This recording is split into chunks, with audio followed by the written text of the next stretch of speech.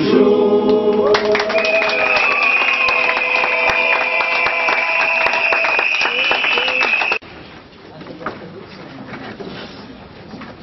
Peuple congolais, distingués invités, mesdames et messieurs,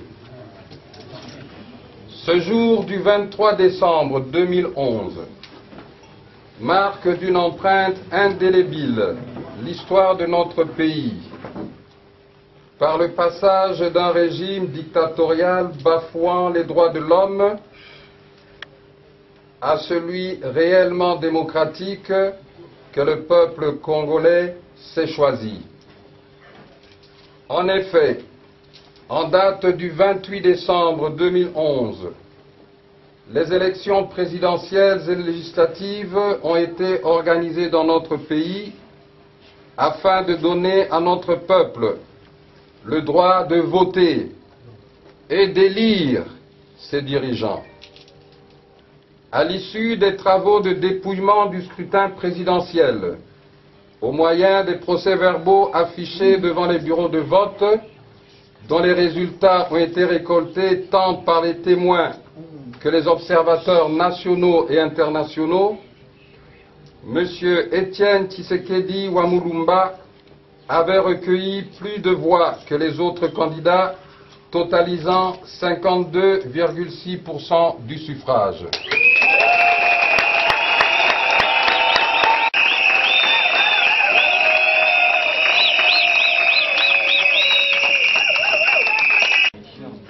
Les animateurs de la Commission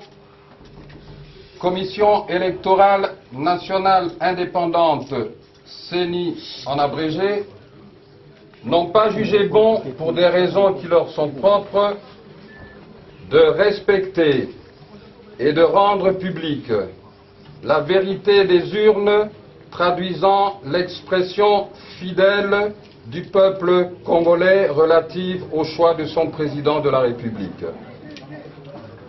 Ils ont été suivis dans cette déviance par des animateurs de la Cour suprême de justice faisant office de Cour constitutionnelle. Les animateurs de la Cour suprême de justice ayant affiché au grand jour leur allégeance à la cause d'un individu au lieu de la cause nationale ont perdu de ce fait leur qualité de juges indépendants, impartiaux et compétents leur imposée par les articles 10 de la Déclaration universelle des droits de l'homme et 19 de la Constitution.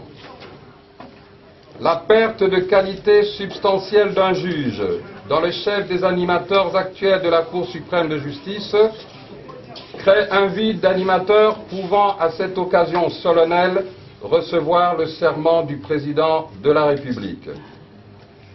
Devant ce vide d'animateurs d'une institution pouvant recevoir le serment du président de la République, le recours à l'ordonnance du 14 mai 1886 et à la coutume constitutionnelle s'avère suffisant pour motiver la prestation de serment de son Excellence, Monsieur le Président de la République, devant le peuple congolais, seul détenteur du pouvoir conformément à l'article 5 de la Constitution et au nom duquel la justice est rendue, article 149 de la Constitution. En effet, d'après l'ordonnance du 14 mai 1886, quand la matière n'est pas prévue par un décret, un arrêté ou une ordonnance déjà promulguée, les contestations qui sont de la compétence des tribunaux du Congo seront jugées d'après les coutumes locales, les principes généraux de droit et l'équité. Comme dit dans l'arrêt pré-rappelé, dans la formalité de prestation de serment, la Cour constitutionnelle ne siège pas comme juridiction disant droit, mais comme témoin de la nation. Par ailleurs, il a été observé l'application de la coutume constitutionnelle en Côte d'Ivoire, où le président élu mais non reconnu par le Conseil constitutionnel a eu premièrement à prêter serment par lettre avant d'entrer en fonction. De ce qui précède, il prêtera son Excellence conformément à la coutume constitutionnelle. de prêter son serment en qualité de président élu de la République démocratique du Congo, et ce devant le peuple congolais témoin privilégié des résultats de l'élection et qui en prendra acte par voie d'acclamation. Excellences, avec l'expression de mes hommages les plus déférents, je vous prie de prendre parole pour votre serment en qualité de président de la République démocratique du Congo.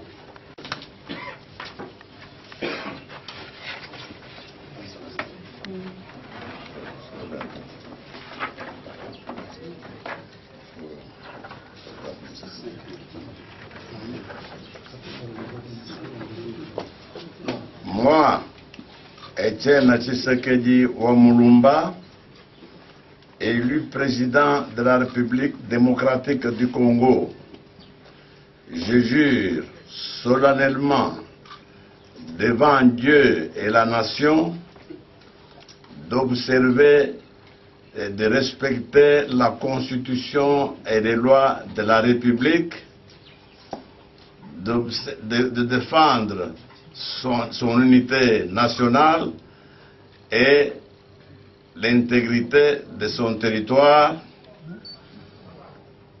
de consacrer toutes mes forces à la promotion du bien commun et de la paix, et de remplir loyalement et en fidèle serviteur du peuple les hautes fonctions qui me sont confiées.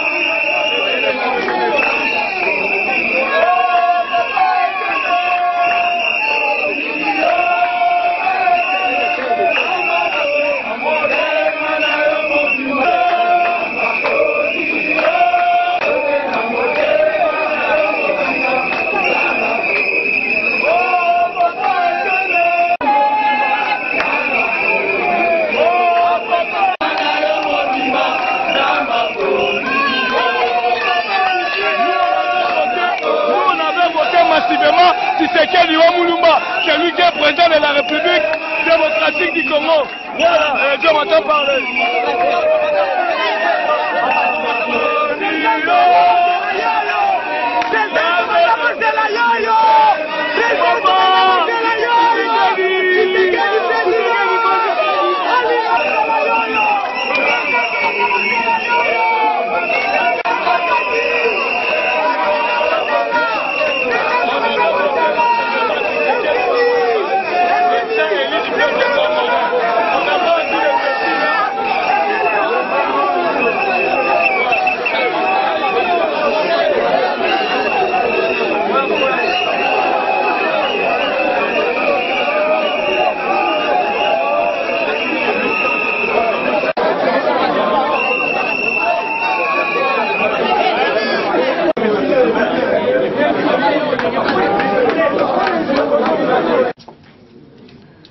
Représente pour le peuple congolais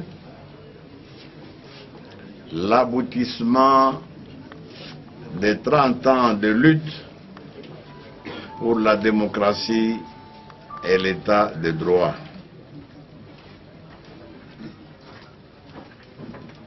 Tout le monde sait combien l'intolérance, la répression des différents dictateurs qui se sont succédés à la tête de notre pays ont fait que les souffrances et la misère du peuple congolais n'en étaient que très grandes. J'adresse mes remerciements à l'ensemble du peuple congolais pour la confiance que vous venez ainsi de me témoigner après m'avoir reçu en triomphe dans les 11 provinces qui composent notre pays. Ce dont je vous assure, c'est que cette confiance ne sera pas déçue.